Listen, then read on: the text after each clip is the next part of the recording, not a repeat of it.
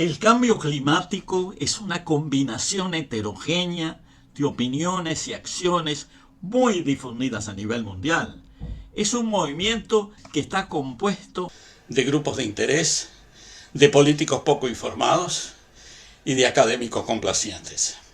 Para empezar, digamos que el titular inicial, cambio climático, no nos proporciona ninguna información. Cambio climático hubo, hoy y habrá, porque esa es la principal característica de los fluidos gaseosos atmosféricos.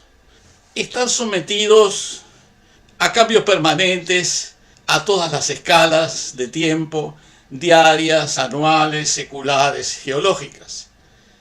¿Qué es lo que se imprime en la opinión pública cuando se la alarma afirmando, prediciendo un cambio climático o el cambio climático? Se imprimen dos conceptos. Se imprimen dos conceptos básicos. El primero es que hay un cambio predefinido como negativo, predictor de tendencias perjudiciales o probablemente de catástrofes inevitables. Y el segundo, que ese cambio es producido por la acción humana, digamos, con la palabra implícita, casi bíblica, por la culpa de la acción humana. Y si queremos ser más conservadores en el vocabulario, digamos que es por culpa de algún pecado original del que ha resultado difícil desprenderse después de 2000 años de dogmas e imposiciones.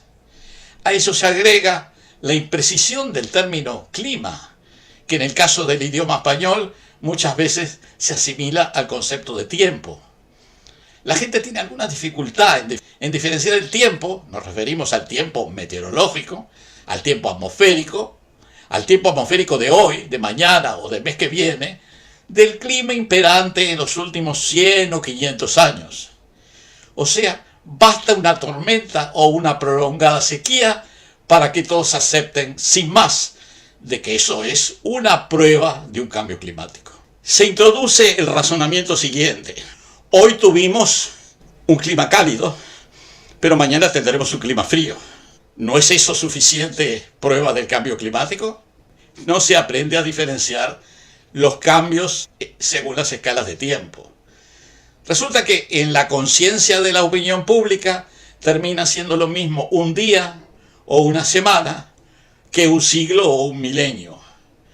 Lo grave de esta situación contemporánea es que las personas que se dedican a las actividades científicas son cómplices de una confirmación supuestamente rigurosa de esta combinación de razonamientos y convicciones.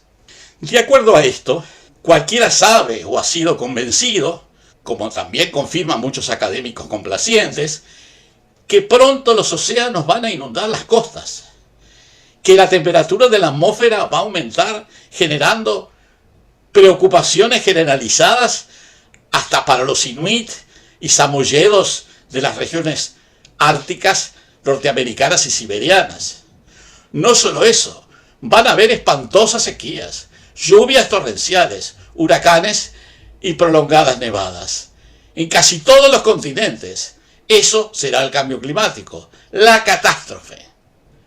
Y se dice y se repite que en forma irresponsable los humanos continúan aumentando el dióxido de carbono en la atmósfera, que supuestamente es la causa de todos los males, agravando el problema.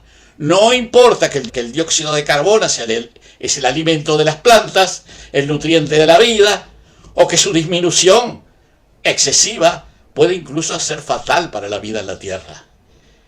El CO2, o sea, el dióxido de carbono, es el malvado de la película.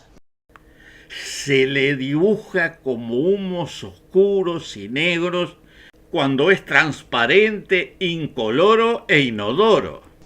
Pero poniendo las cosas en su lugar, digamos, para tranquilizar a todo el mundo, que no hay catástrofes previstas, que no se va a terminar el mundo, que el aumento del dióxido de carbono apenas provoca un mínimo de calentamiento insensible, que el ascenso del mar es absolutamente imperceptible, que la frecuencia y virulencia de los huracanes no ha cambiado ni cambiará en el tiempo cercano, que no habrá desastre, que las alarmas generalizadas no se apoyan en los datos rigurosos de la ciencia, a pesar de lo que digan los académicos complacientes. O sea, que no tenemos culpa de nada. Y al fin de cuentas no hay pecado original. Y yo me pregunto, esta inundación propagandística del apocalipsis, ¿a qué se debe? Los grupos de interés que la estimulan, ¿qué interés persiguen? ¿Por qué hacen caso los políticos que no saben muy bien de qué se trata? Y finalmente, ¿por qué esconden los datos científicos los académicos complacientes? Yo no tengo todas las respuestas a esas preguntas, ni pretendo tenerlas. Pero solo quería tranquilizar a la gente de que no respondan instintivamente a los titulares dramáticos. La atmósfera terrestre tiene varios miles de millones de años y ha demostrado una extraordinaria estabilidad. No es muy probable que las cosas cambien radicalmente el año que viene, ni el próximo. Como decía al principio, la expresión cambio climático no tiene un sentido específico, porque el cambio, ya sea climático o de otro tipo, siempre ha existido, existe o existirá. O sea, que no dice nada que no sepamos desde siempre. En primer lugar, aclaremos que el clima es el comportamiento del tiempo meteorológico en un lugar o región en un periodo razonablemente prolongado, digamos 30 años o más. También se puede aplicar al comportamiento del tiempo meteorológico en todo el planeta durante un periodo prolongado. Pero eso es muchísimo más difícil de identificar o definir. Por ejemplo, en geología los cambios climáticos globales requieren prolongados estudios de formaciones geológicas y aún así frecuentemente los geólogos no se ponen de acuerdo. En cuanto al cambio climático global reciente, digamos durante los últimos 300 o 400 años, se presentan similares dificultades debido a los múltiples parámetros existentes y variadas formas de registro a través de la historia. En la actualidad, la expresión cambio climático aparece en los medios constantemente, pero en general no se refiere a un cambio climático global, sino a cambios a nivel local o regional. Aclaro que cuando decimos local, nos referimos a cambios que se extienden o afectan a cientos de kilómetros cuadrados, o incluso a miles de kilómetros cuadrados, pero no mucho más. Y eso es así, inadecuadamente, se denominan cambios climáticos a los cambios que se producen a nivel de los paisajes, relacionados con los efectos de los fenómenos meteorológicos y no del clima. Estos supuestos cambios climáticos frecuentemente no lo son, pues solo reflejan el efecto de la ocupación humana inapropiada de los territorios. O sea, que se llama cambio climático a lo que es en realidad un cambio del impacto de los fenómenos meteorológicos, digamos tormentas, huracanes, vientos fuertes, inundaciones, sequías, etc. Y este impacto, reiteramos, se debe a las modificaciones territoriales y ambientales como resultado de la ocupación humana, pero no a un cambio climático que durará para siempre.